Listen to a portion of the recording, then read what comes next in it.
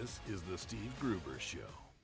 That's right, it is. I'm glad to have you on board for another big hour of the program here, launching into the unknown a little bit and into the known. Of course, you always want to know who's going to be in the foxhole with you. We appreciate that. Here are three big things you need to know this hour. Number one, remember all that border wall material Joe Biden tried to get rid of at 10 cents on the dollar or less? Well, it seems your president is getting it back, and the taxpayers are being protected for once. Looking out for the folks. Number two, just in case you missed it, woke is getting crushed. Let's see, Stephen Colbert fired, Howard Stern fired, Joy Reid fired, and Cindy Sweeney landing new sponsorships. Just go ahead and smile. It's a good thing. And number three, could JD Vance be the next president following the footsteps of Donald Trump?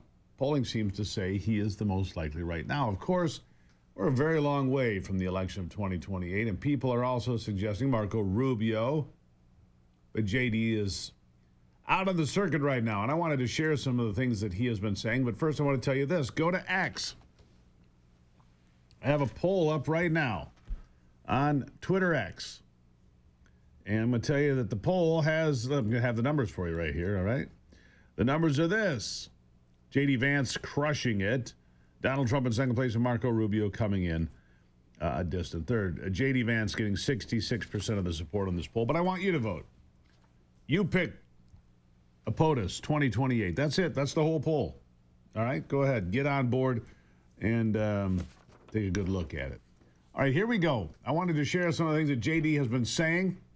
He's active again on the Sunday circuit, as he should be. He offered up some free advice, by the way, to another possible political opponent, Elon Musk. Elon Musk, you know, big advocate for Donald Trump, and then they had the big falling out, and then Elon's kind of gone quiet again after he was going to announce the beginning of this new party, the American Party, that has absolutely gone nowhere. Nowhere. Here's JD's advice to Elon about his political future. Listen. He's obviously got a complicated relationship right now with the Trump White House, though. My argument to Elon is, like, you're not going to be on the left, right? Even if you wanted to be, and he doesn't, they're not going to have you back. That ship has sailed.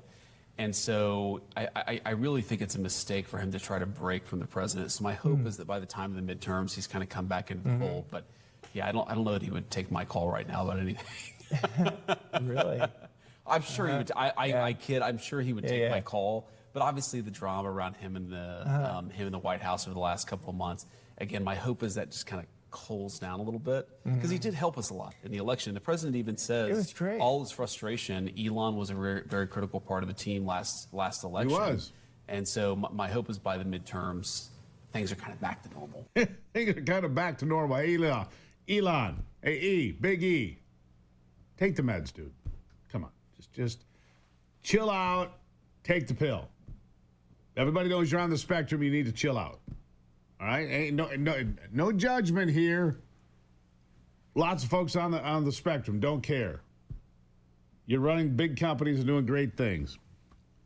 I think we bought more Tesla last week. Why wouldn't you? It was undervalued. Go buy it. Let's see, Apple was on sale too last week. Anyhow, Elon, buddy, just come on. Let's see, attacking ICE agents, attacking law enforcement, un-American.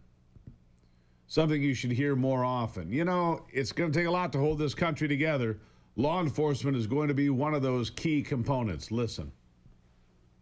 For every sad story of someone being deported, there's 10 sad stories of Americans that have had their lives turned upside down because of the illegal immigration. And to be demonizing ICE agents is not right. You know, right now, ICE agents have a 1,000% increase on attacks. Yet they're seeing a huge increase in amount of people that want to serve. There's currently 10,000 vacancies, and they have nearly 100,000 applications. I do think there's a balance where we need to go after these convicted criminals, the worst of the worst, and be able to tackle some of that. But we should be encouraging this enforcement of law, not these sanctuary cities that allow the lawlessness to take place. Exactly right. Something else echoed by JD. But the biggest thing that continues to come up for JD is the biggest fraud ever perpetrated on the American people.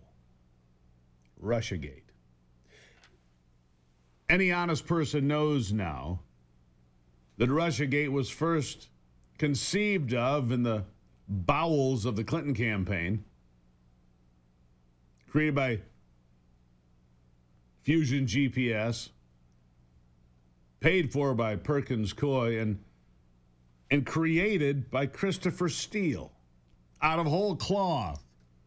And then, when Hillary lost, because she was the most detestable candidate in American history, when she lost, Barack Obama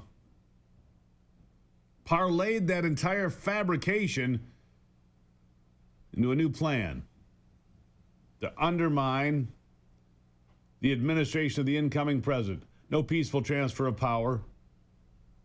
In fact, people inside the outgoing administration sat there and deliberately destroyed what they could, undermined what they could, broke what they could. And JD says the biggest fraud ever perpetrated on the American people is the Russiagate scandal, as scores of people getting lawyered up, as they should. Here he is.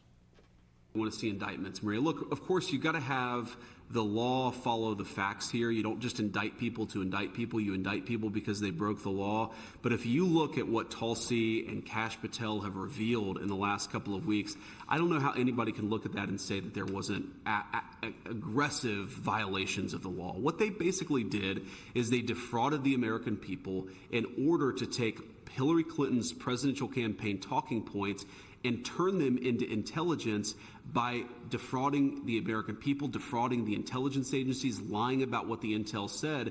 They would take something that supported a Hillary Clinton campaign talking point, and they would overemphasize it and exaggerate it. They took anything that actually contradicted that narrative and they buried it deep, and through that, they actually laundered Hillary Clinton's presidential campaign talking points through the American intelligence services. That's a violation of the people's trust. That's a violation of what our intelligence services should be doing, and I absolutely think they broke the law, and you're going to see a lot of people get indicted for that.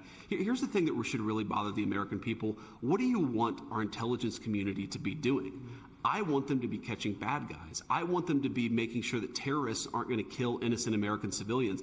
I don't want them laundering Hillary Clinton's campaign talking points into the American media and giving them this air of legitimacy. It is sick and it's disgusting. It hurt the intelligence community, it hurt the American people, and it hurt the first Trump administration. We've got to have consequences for it, or we're just going to see the same play repeated again and after again. Nailed it. All right, the poll up on Twitter X for you. Is he the man to take over? I mean, we're a long way, politically speaking, 2 or 3 lifetimes away, but is he the man that you think should be president of the United States? Coming up later in the program, Adam Mockler will be here. He wants to attack me for supporting Donald Trump. He missed his appointment last week. We've got him in this week. We'll see how it works out. It's still coming up on a Monday edition of the Steve Gruber Show.